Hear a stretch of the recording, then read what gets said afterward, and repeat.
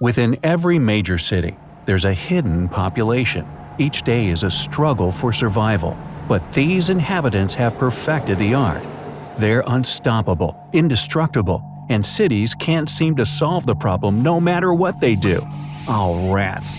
No, really, I mean rats. How on earth do they manage to thrive so well? The first question is, why are these rodents the undesirables of the world? Well, every year, they devour a significant portion of crops worldwide and are a threat to native wildlife and public health. Meeting one of them in the subway, or even scarier, in your own toilet, will unlikely bring you much joy. It's no surprise huge cities have tried different methods to get rid of them, and I'll tell you about the most creative ones a bit later. But for now, here's a tip of the hat to their incredible survival skills. Their biggest asset is their number. In New York City alone, there's possibly 10 million rats, but some estimates put it up to 30 million, and those numbers grow exponentially. One mother rat can have 8 to 12 babies every 30 days if there's enough food, water, and shelter. If you do some simple rat math, you'll see that one couple can have 144 babies each year. Those rat babies can have their own offspring when they turn 2 to 3 months old. Add the number their babies and grandbabies can produce, and you'll get an empire of 15,000 descendants from one rat couple in a year. Multiply that by all the rat families in the city, and the numbers skyrocket to the unimaginable. Besides that, they can eat just about anything. All the trash in the city makes it the perfect real estate for rodents. They can climb brick walls, trees, and telephone poles. They can walk over electric lines, get through holes the size of a quarter, dive into plumbing systems, and walk away unscathed from a 5-story tumble. Their teeth grow about 4 inches a year, so they need something to gnaw on. Again, urban living has plenty of materials for that. Finally, and most importantly, they're very intelligent. Plenty of studies show that rats can even use tools. When they find some new food, they only take a tiny bite first to wait and see if it's safe or not. Hey, there's always a winner in the rat race. Plus, they can even develop resistance to different substances used against them. So, the struggle is real when it comes to ridding the city of them. Now remember, rats aren't total villains. They're just doing what any species is meant to do – survive and multiply. Unfortunately for us, living near humans makes that goal easier to carry out. Hoping to prove they can't really be invincible, New York City started a $32 million anti-rat campaign in 2017. They replaced traditional trash cans with the ones that have mailbox-style openings. This would deprive rats of their favorite food source. The attempt hasn't been that successful so far. 10 years before that, Brooklyn officials tried a more extravagant solution. They let some opossums run wild and free in local parks, hoping they'd lower the rat population. To their surprise, the opossums preferred to keep peace with the rats and feasted on gardens and trash instead. So, soon enough, possums became the new problem. In Chicago, they went even further and let coyotes roam the city streets. This was part of a research project to see how the animals survive and behave in the city. Coyotes are natural hunters, so they won't take food that comes easily from a dumpster. They'd rather track down rats instead. And, to answer your question, no, the canines haven't been in any coyote versus human incidents. And no, they haven't solved the rat issue yet. In Paris, where there are about 4 rats for every human, the Les Smash campaign takes place every spring.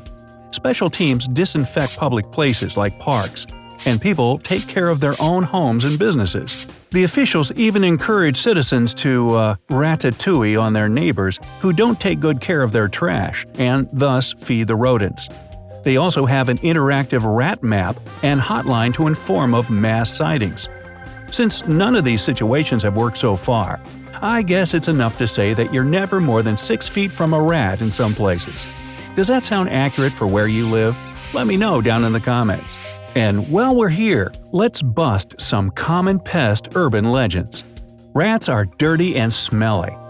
Rats might not smell like your favorite perfume because they live in a pretty filthy environment, but they aren't any dirtier than other animals. Anyone who's had pet rats will know they spend more than half their day cleaning themselves and their pals. Yeah, just like cats. They're wild animals bent on survival. Sure, they're good at avoiding being wiped out, but there's a lot more to rats than you'd think, like that they feel empathy. Japanese researchers offered them an uneasy choice. One door led to a chocolate treat, and the other allowed them to save their trapped friend. Most of the rats, especially those who'd previously been trapped themselves, chose their friends over food. Wow. Cheese is the best bait for mice traps. Because mice like cheese, right? Well, sure, mice will eat pretty much anything you give them. But cheese isn't the best choice as a bait. If you're looking for a better alternative, something sweet like dried foods or peanut butter will do much better than dairy. Pests don't live in clean homes. You might see pests as something that automatically comes with a filthy home, but they aren't solely attracted to dust and grime. They're looking for shelter, food, and water to start nesting. And they can find all that in a spotless home too. So make sure you don't leave open food anywhere in your house. Instead, cut off their access to it, and they'll be less tempted to live with you.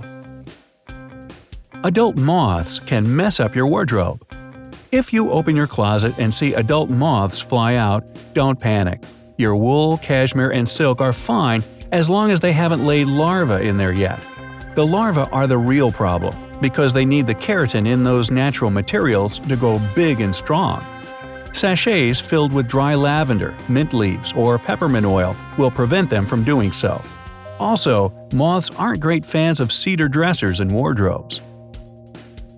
Bees can only sting once. When a bee stings someone in the room and you think you and the others are safe now because it only does it once, don't let your guard down so easily. Only honeybees sting just once. Other bees, wasps, and hornets can sting repeatedly, so watch out. Boiling water will help you get rid of ants. No, that's just cruel and ineffective. It won't do anything to solve your ant infestation because the queen and the rest of the colony will remain somewhere else untouched. If you mix vinegar and water in a 50-50 ratio in a spray bottle and clean the floors, windows, and countertops with it, the whole colony will probably pack up and move somewhere else. Fleas need a host to survive. Fleas can live up to 155 days without any food source whatsoever. They'll do fine even in a totally deserted home. If you can't see them, they aren't anywhere near. Even if your house looks pest-free, it doesn't mean they aren't there. Termites and carpenter ants hide and feast inside the walls. Bedbugs are active at night, so you won't see them during the day. A bug zapper will get them all, including mosquitoes. Well, here's the buzz on that. No, it won't. Mosquitoes aren't attracted to light. They, like a lot of biting insects, use their sense of smell to detect a food source. More specifically, the carbon dioxide you release with each exhale. Finally, there's this about rats. If you spell rats backward, you get star. So does that mean that rats come from outer space? Because Mickey Mouse was a star?